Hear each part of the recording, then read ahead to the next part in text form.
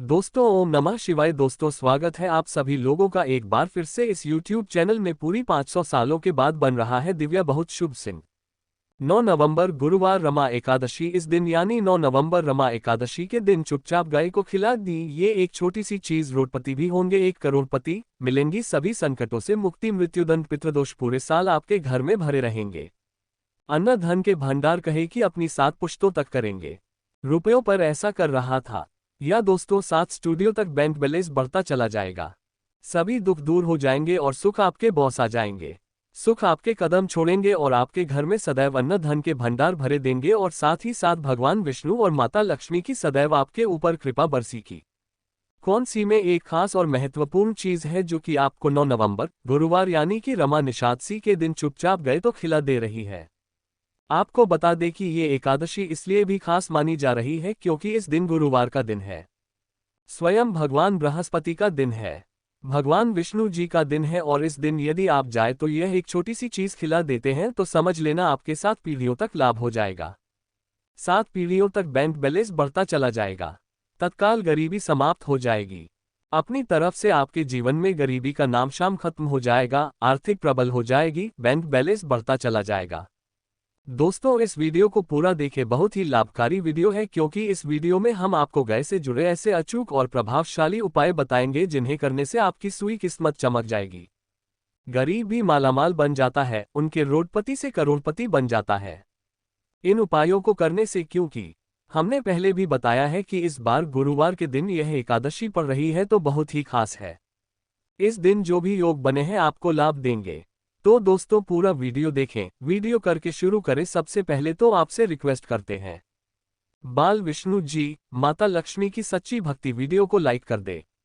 Box में जय श्री विष्णु जी माँ लक्ष्मी जैसे भगवान विष्णु जी माता लक्ष्मी की पूर्ण करें और ज्यादा से ज्यादा गूगल को शेयर जरूर करना जिससे और लोग भी इसे वीडियो के माध्यम से लाभ उठा सकें। दोस्तों आपको बता दी कि हिंदू पंचांग के अनुसार हर साल कार्तिक मास की कृष्ण पक्ष की एकादशी तिथि पर रमा एकादशी का व्रत रखा जाता है। इस दिन जगत के पालनहार श्री हरि विष्णु जी की पूजा करनी और व्रत का विशेष विधान है। सब साथ लक्ष्मी की भी इस दिन आपको विधि विधान से पूजा अर्चना करनी चाहिए। आपको बता देंगे सभी एकादशियों में रमा एकादशी को सबसे शुभ और महत्वपूर्ण माना जाता है। इसे रंभा एकादशी के नाम से भी जाना जाता है। ये एकादशी दीपावली से 4 दिन पहले आती है। रमा एकादशी व्रत को सबसे महत्वपूर्ण एकादशियों में से एक माना जाता है। कहा जाता है कि रमा एकादशी का व्रत करने से ब्रह्महत्या सहित अनेक प्रकार के पाप भी नष्ट हो जाती। जो रमा एकादशी के दिन व्रत रखता है उसके सभी पाप मिट जाती है और उसकी समस्त मनोकामनाएं पूर्ण हो जाती है। बाल विष्णु जी माता लक्ष्मी में उस व्यक्ति की पूर्ण कर देती है। आपको बता देंगे रमा एकादशी के दिन प्रातःकाल सुबह उठकर जल्दी स्नान आदि से निवृत्त होकर उच्च वस्तु उदाहरण करें और भगवान विष्णु जी की प्रतिमा या फिर तस्वीर को स्थापित करेंगे कि भी विधि विधान से पूजा करें। प्रतिमा के सामने बैठकर व्रत का संकल्प लें। इसके बाद भगवान विष्णु जी की विधिवत पूजा अर्चना करें। सबसे पहले भगवान विष्णु जी को पंचामृत से स्नान करवाएं। फिर वो मान देव को पुष्प धूप दीप नैवेद्य आदि अर्पित करें।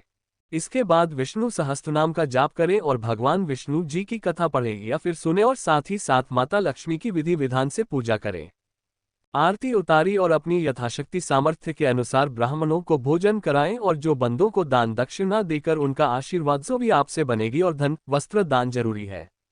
जैसा आपसे बने कुछ भी बने अंधन पस्त जो भी बने दान करें लाभ आपको अवश्य। जो उस पर बात करते हैं कि आपको इस दिन यानी रमा एकादशी के दिन गाय से जुड़े कौन कौन से उपाय करने चाहिए जिससे भगवान विष्णु जी माता लक्ष्मी प्रसन्न हो जाएं। एक और आपकी साथ वीडियो को किस उपायों का लाभ मिले तत्काल जीवन से समाप्त हो जाए और ये वो कहेंगे भगवान विष्णु जी मतलब लक्ष्मी आपकी समस्त मनोकामना को पूर्ण करते और 33 कोटि देवी देवताओं को धारण करने वाली गोमाता करके आशीर्वाद आपको प्राप्त होना ही होना है। तो चलिए शुरू करते हैं कौन कौन से उपाय हैं क्योंकि आपको 9 नवंबर यानी कि रमा एकादशी के दिन से जुड़े जरूर करनी चाहिए ये उपाय। चलिए शुरू करें। दोस्तों सनातन परंपरा में गाय गंगा और गायत्री का बहुत ज्यादा धार्मिक महत्व है। मान्यता है कि दो माता के शरीर पर 33 कोटि देवी देवताओं का वास होता है।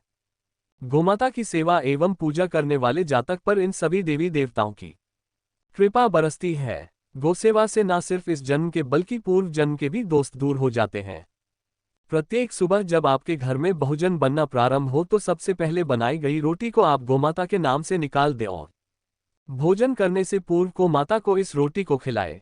यदि संभव हो तो काली गाय को खिलाएं। यदि काली गाय ना मिले तो सफेद गाय को भी आप खिला सकते हैं। प्रत्येक पूजा और कार्य में भूमाता या उनसे जुड़ी चीजें जैसे गाय का गोबर, गोमूत्र, गाय का दूध अथवा गाय के दूध से बना घी अवश्य शामिल करें, इससे आप उन्हें अभाव की प्राप्ति होगी। सनातन परंपरा के अनुसार जिस घर में गाय होती है उस घर से जुड़े सभी वास्तु दोष स्वतः ही समाप्त हो जाते हैं। किसी भी पूजा में गाय से प्राप्त 95 युक्त पदार्थ का उपयोग अवश्य शामिल करें, क्योंकि पंचिंग बैग के बिना कोई भी पूजा पाठ और हवन नहीं होता। या दोस्तों, कृपा पाने के लिए प्रतिदिन अथवा महीने में परिवार समिति एक बार वो साला जाने का नियम जरूर बनाएं और वहां गायों को हरा चारा जरूर खिलाएं। इससे आपको शुभ फलों की प्राप्ति होगी और साथ ही साथ गौ सेवा और पूजा से 9 हो जाते हैं और इनसे जुड़े 200 का निदान हो जाता है। गर्मियों में पानी पिलाएं और सर्दी में गोमाता को गुड़ अवश्य खिलाएं। ध्यान रखें कि गर्मियों में गाय को गुड़ ना खिलाएं। अनेक देवी देवताओं को अपने शरीर पर धारण करने वाली वो माता से जुड़े कई शुभ और अशुभ संकेत भी होते हैं। मसलन गाय का दूध दुहते समय यदि डाइट होकर मार दे और सारा दूध बिखर जाए तो अपशगुन होता है। यदि कोई यात्रा पर निकल रहा हो और गाय अपने बछड़े को दूध पिलाती सामने आ जाए तो निश्चित रूप से जिस यात्रा के लिए आप निकले हैं वे यात्रा आपके लिए अवश्य सफल होगी और वह काम जिसके लिए आप निकले हैं वे अवश्य ही पूर्ण होगा। यात्रा पर जाते समय बाईं ओर गाय की आवाज आना और रात्रि में गाय की हुंकार करना भी शुभ होता है। दोस्तों, साथ ही साथ गाय के साथ आप भूलकर भी ये काम ना करें, अन्यथा मिलता है घोर नरक और जीवन भर की परेशानियां। दोस्तों, गाय को राष्ट्रीय पशु बनाए जाने और इन्हें मौलिक अधिकार दिए जाने की बात हो रही है तो सवाल उठता है कि गाय जब भारतीय संस्कृति का अहम हिस्सा है तब भी गाय के साथ लोग खराब व्यवहार कैसे कर लेते हैं। गाय दर दर भटकती रहती है, भरपेट इन्हें चारा तक लोग नहीं देते। गाय जब तक दूध देती रहती है तो उनकी सेवा होती है और जैसे ही दूध देना बंद कर देती है तो लोग इन्हें उनकी किस्मत पर छोड़ देते हैं, सड़कों पर और गलियों में भटकने के लिए। ऐसे में गोवंशी जीवों को कोई डंडे से मारता है तो कोई उन पर पानी डाल देता है, कभी वाहनों से इन्हें ठोकर लग जाती है, लोग कभी बीमार होकर बेचारी एक गाय दम तोड़ देती है। ऐसे में जरूरत है इन बातों को जानने की कि गाय को लेकर शास्त्रों में क्या कहा गया है, गाय के साथ आपको कैसा व्यवहार करना चाहिए। या दोस्तों, गाय को कभी भी मारना पीटना नहीं चाहिए। शास्त्रों में गाय को माता का दर्जा दिया गया है। चाहे को मारने पीटने वाला माता को मारने पीटने वाले के समान पाप का भागी माना जाता है। ऐसे घरों को नरक लोक में वर्षों तक कष्ट भोगना पड़ता है। अगले जन्म पशु तारांकन तारांकन तारांकन तारांकन में मिलता है। कथा है कि गौतम मुनि ने गलती से गाय को डंडा मार दिया था, जिससे गाय की मृत्यु हो गई थी और इस पाप से मुक्ति के लिए इन्हें वर्षों तक तपस्या करनी पड़ी। भगवान श्री कृष्ण जी ने पहले स्वरूप में आए वृतासुर का वध कर दिया था, जिससे मुक्ति के लिए श्री कृष्ण को संपूर्ण तीर्थों को एक कुंड में बुलाना पड़ा और इस कुंड में स्नान से वह पाप मुक्त हो गई थी। या दोस्तों, साथ के साथ जो लोग पानी पी रही गाय को भगाते हैं वे घोर पापी के भागी बनकर नरक है, ऐसा पुराण में बताया गया है। जबकि 2 लोग गाय के लिए प्याऊ और चारा घेरा बनवाते हैं वह महाभाग्यवान होते हैं। ऐसे लोग बहुर पाप से मुक्त होकर स्वर्ग बाज जाते हैं और बड़े ही धनवान कुल में जन्म लेकर सुख भोगते हैं और साथ ही साथ आराम कर रहे हैं। गाय को कष्ट देकर कभी भी उठाना नहीं चाहिए। कहते हैं कि जिस स्थान पर गाय बैठी है वहां से नकारात्मक ऊर्जा समाप्त हो जाती है। गाय के बैठने की जगह को जो लोग नियमित साफ रखते हैं वे पूर्वजन्म में किए गए जाने अनजाने में बापू से मुक्ति हो जाते हैं और को लोक में पाते हैं।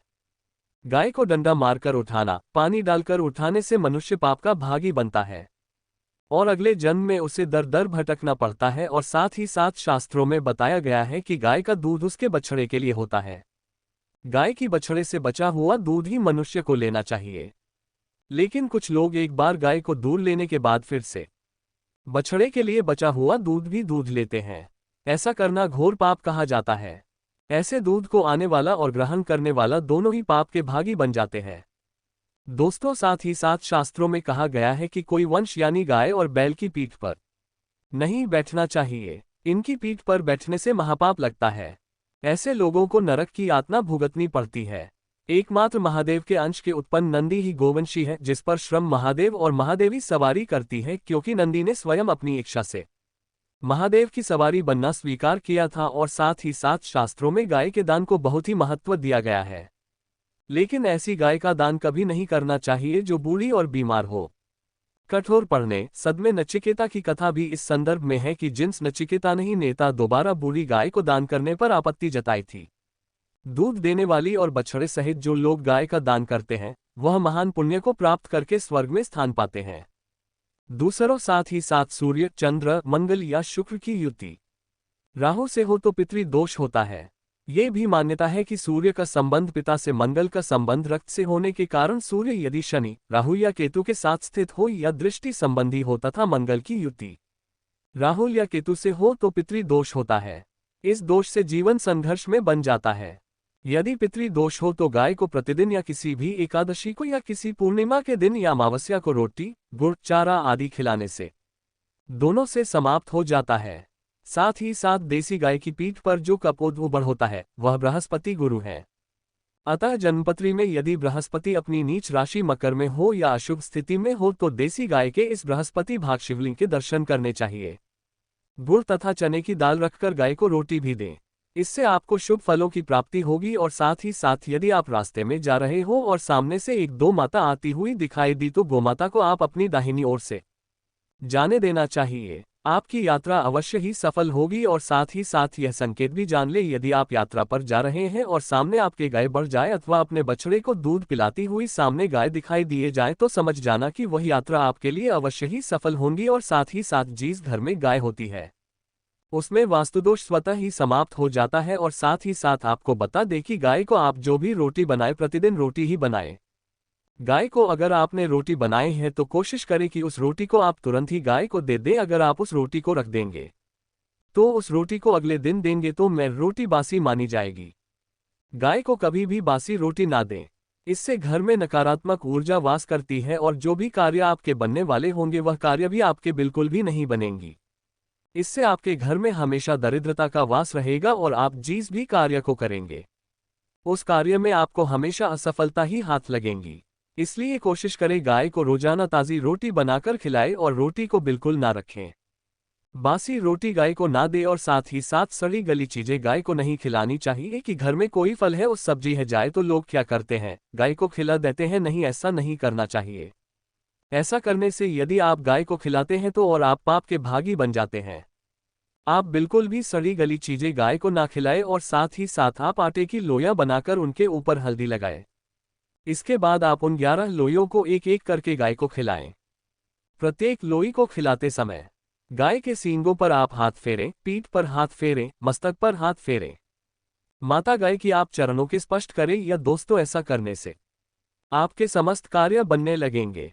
जो दुख का समय चल रहा है वे भी समाप्त होगा। आपके जीवन में खुशी होंगी। और एक बार आप 7 बार गाय की परिक्रमा भी कर लेती तो आपके समस्त कार्य होंगी। और साथ ही साथ आप गायब हो जब भी रोटी दें, रोटी पर या तो आप थोड़ी हल्दी लगा ले या थोड़ा रख ले। अगर गुड़ ना हो तो आप थोड़ा मिश्री रख सकते हैं, थोड़ा घी रख सकते हैं। या दोस्तों, गाय को कभी भी सूखी रोटी ना खिलाएं। सूखी का मतलब गाय के जो रोटी रखे खिलाए उस पर कुछ ना कुछ रखकर खिलाएं। हल्दी रख लें, गुड़ रख ले, मिश्री अब जो भी रख ले, मतलब खाली रोटी नहीं खिलानी है। ध्यान इस बात का रखें जब भी आपको सुबह फलों की प्राप्ति होगी। या दोस्तों, ये थे गाय से जुड़े कुछ महत्वपूर्ण उपाय को छुपाते जिन्हें आपको ध्यान में जरूर रखना चाहिए। या दोस्तों, वीडियो अच्छी लगी हो तो वीडियो को लाइक करें, ज्यादा से ज्यादा अपने दोस्तों में शेयर करें। चैनल पर नए को सब्सक्राइब कर रही है गौमाता। कुछ तो हर हर